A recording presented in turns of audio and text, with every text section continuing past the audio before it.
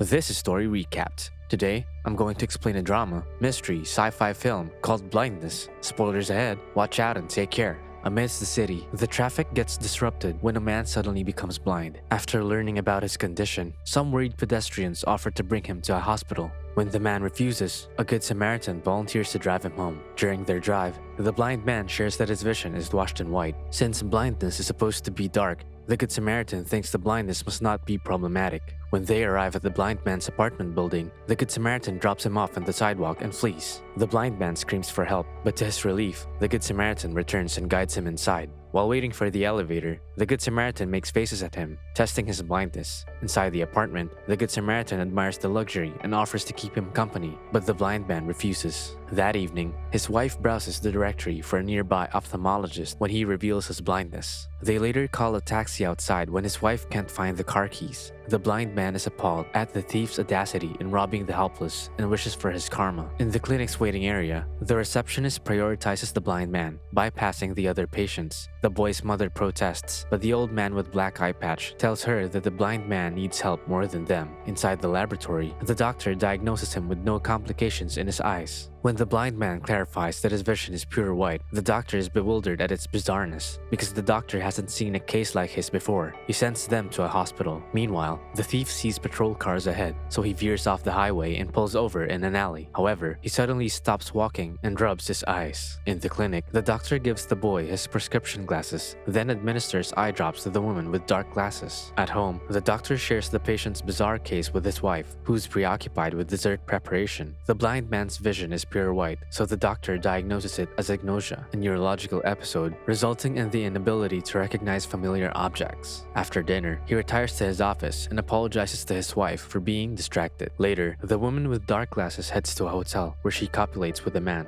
Afterward, she wonders when her vision turns white. Meanwhile, a policeman guides the blind thief home, but the thief's wife renounces involvement with him. Outside the hotel room, the woman with dark glasses crawls in the hallway, while her partner leaves despite her protest that she's blind. The hotel maid helps her and calls security for further assistance. In the morning, the doctor becomes blind, realizing that the first blind man must have infected him somehow. He pushes his wife away for fear of infecting her, but she doesn't care and calms him down. Afterward, they call the hospital to report their situation. Soon, the boy and other citizens succumb to the contagious disease, while the Minister of Health receives several epidemic reports. Just then, the receptionist at the doctor's clinic is taken into custody. Meanwhile, authorities in hazmat suits await outside the doctor's house to transport him to the quarantine facility. Worried, his wife pretends to be blind so she can accompany him in isolation. The epidemic of blindness, tagged as the white sickness, forces the government to implement the infected's isolation to protect the majority. The quarantine facility is an old rundown asylum where the doctor and his wife are the first occupants. Upon settling into one of the beds in Ward 1, the doctor's wife refuses to leave, so they mutually agree to keep her immunity a secret. Soon, the thief, the woman with dark glasses, the boy, and the first blind man stroll along the facility's corridor, while the television broadcasts the government's instructions to assign a representative to each ward for communication. When they arrive in Ward 1, the doctor explains that there are 2 wards in the floor they're in, and another one below stairs. His wife adds that they've chosen Ward 1 because it's closest to the entrance where the rations will come in. The thief admires their keenness and taunts the first blind man, blaming him for their infection. When the first blind man taunts him of his thievery, the two argue until the thief tackles the first blind man. The doctor intervenes and lectures them about their pointless grievances as they're all blind anyway. Later, the boy expresses his urge to urinate, so the doctor's wife leads them toward the bathroom. When the thief keeps groping her, the woman with dark glasses kicks his leg. The thief topples down, with his leg punctured by her heels. The doctor and his wife immediately attend to the injured man. The doctor's wife finds a dish towel in the bathroom, but it isn't clean, so the doctor uses the thief's shirt. The doctor dabs the shirt into the wound, but the thief flinches. The doctor's wife assumes control, while the doctor laments at his inefficiency. That night, his wife worries about the injured man, but the doctor comforts her and urges her to sleep, but she fears she'll wake up blind. To ease her worries, the doctor seduces her, but she resists, opting for a walk. Another batch of infected arrives in the morning, including a pharmacist assistant, the hotel maid, and the first blind man's wife. Suddenly, the alarm blares, signaling the delivery of their food. The doctor and his wife dash out and request medical assistance for their injured companion, but their pleas are ignored as the guards threaten them at gunpoint. During their meal, the first blind man entices his wife with food, but the latter brushes away his effort, miserable at their pitiful situation. The others, however, have no qualms eating, while the doctor's wife paces beside the phone, frustrated that no one answers her calls. When the hotel maid wonders about the woman in black glasses she helped back in the hotel, the woman with dark glasses surreptitiously removes her glasses. Meanwhile, the doctor's wife leaves a voicemail, berating the unreachable emergency number and iterating her request for medical supplies. Soon, more infected arrive, one of whom is the receptionist. The doctor's wife pretends she recognizes the receptionist by her voice and welcomes her. Over the next 2 days, the doctor's wife guides the patients in navigating the facility, then tidying after them. One day, the doctor introduces the guideline that will connect the wards, boasting of his wife's innovation. Then, he addresses their bathroom's filthiness and asks for cleanup volunteers. Outside, the doctor's wife and the others throw waste into the fire. Later, the first blind man savors the warmth and reminisces about a New Year's celebration with his wife where they sat in front of a ceremonial fire. However, his wife bluntly tells him she refuses to be optimistic. One day, the doctor's wife hears a radio and finds the old man with black eye patch huddled in a corner. Later, the old man conveys the news he'd learned through his radio. The white sickness had spread widely and infected hundreds. To stem the rapid infection, the government convened with several specialists to find a cure, but they failed. More people became infected, and the streets became clogged with accidents. Though it wasn't proven that the disease caused the accidents, the citizens isolated themselves, solving the traffic problems in due time. Then, the Minister of Health had also succumbed to the disease. The news saddens his listeners, so the old man plays them a radio song. Savoring the music, the woman with dark glasses leans her head on the doctor's leg, while the doctor caresses her head, unaware that his wife watches them. That evening, a crowd of infected is transported into the facility. When a man deviates from the group to call for guidance, a guard shoots him. Upon hearing another gunshot ensues, a stampede transpires as the crowd flees for safety. In the morning, the doctor's wife gets out to retrieve the requested shovel, pretending to walk blindly. However, when the guard misleads her, she breaks her pretense and gives the guard the finger before going inside. Later, the doctor heads to Ward 3 and suggests that they take turns burying corpses, but he's treated with hostility as one of the men holds a grudge for being denied in Ward 1. When the doctor suggests electing their representative, a man undermines the doctor's appeals and declares himself the king of Ward 3. That evening, the doctor's wife rids her husband of his soiled clothes before he sleeps. She then sits beside the thief's bed to check up on him. When he mumbles deliriously, the doctor's wife soothes him, but he suddenly grabs her, revealing that he's aware that she's not blind. She claims ignorance and pushes away from his hold. She returns to their bed and sobs when she realizes she'd forgotten to wind her watch, her misery catching up with her. Meanwhile, the thief hobbles out and screams at the guards. A guard investigates the noise and shoots the thief when he suddenly appears. The morning after, the doctor shovels a hole as the first blind man drags the thief's corpse, while the doctor's wife and the woman with dark glasses bury another. As they walk back, the doctor's wife is remorseful that the thief died after confronting her deceit, so she decides to confess to the others. The doctor advises her against it, then eventually blurts out his frustration that he can't see her as his wife anymore. It grates him that she witnesses his vulnerabilities by being his caretaker. Aggravated, she tells him to adjust because she has no choice either. Soon, the king of Ward 3 assumes control of their food rations and demands payment. The doctor's wife emphasizes that they don't have money, so the king clarifies that accessories will do. Then, he fires a warning shot to dismiss them, seemingly threatening. The king tells the doctor's wife he recognizes her voice, but he gets flustered when she retorts she won't forget his face. Back in their ward,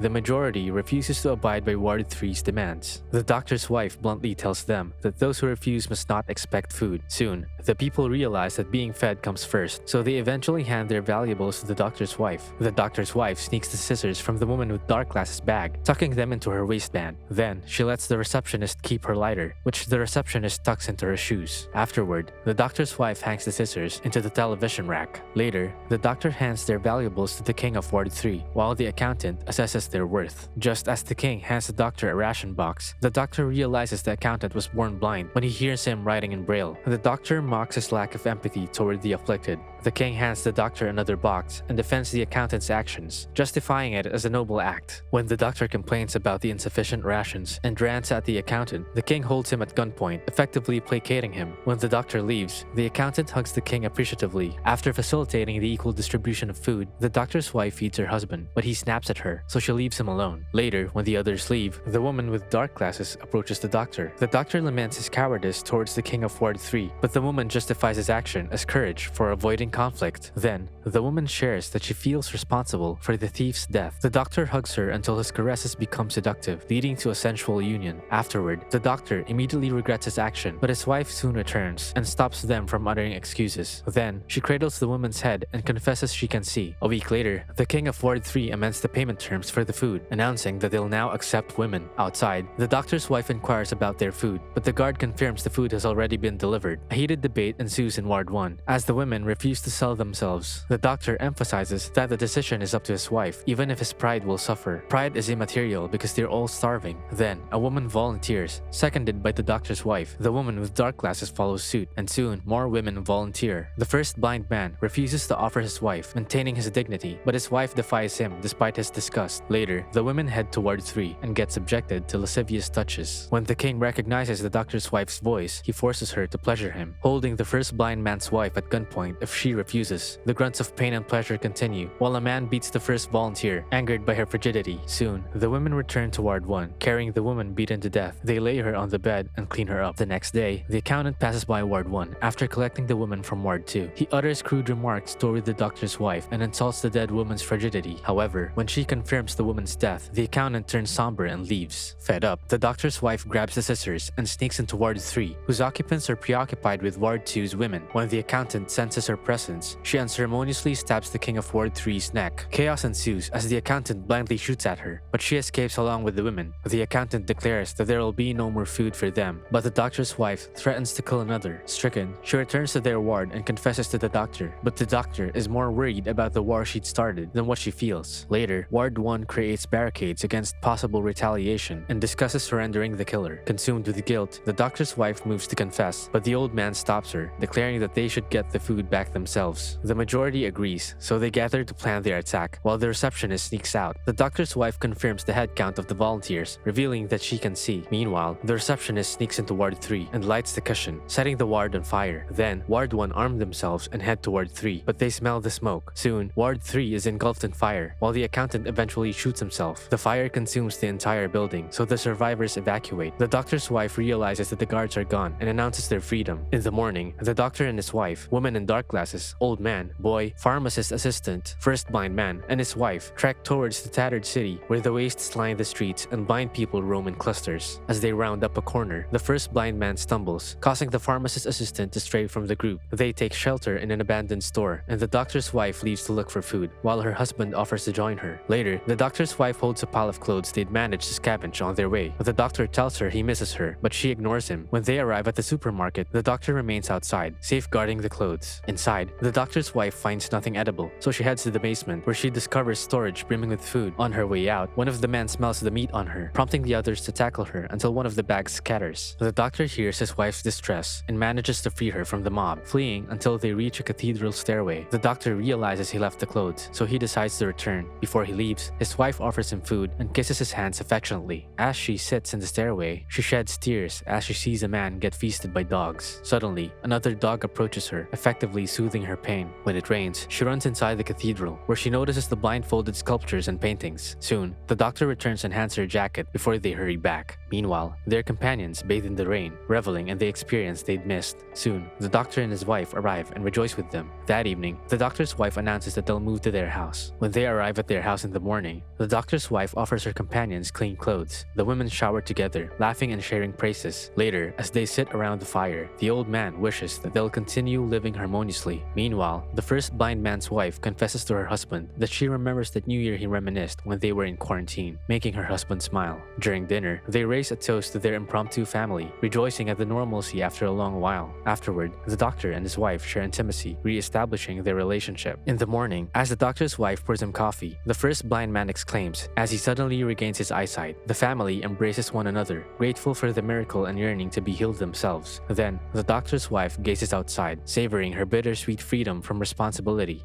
Subscribe to watch more videos like this. Turn on notifications. And leave a like, it really helps the channel out. Thank you for watching.